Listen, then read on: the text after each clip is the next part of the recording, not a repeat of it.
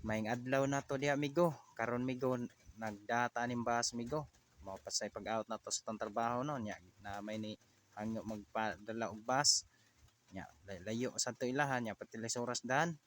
Aw, ako lang sang gihapitan kining dalana dani tanaw na to murag patag pero pretende nang tangasona. Nya batuon pa kayo. Mao nang akong naong diha murag way kabutangan sa kakulba.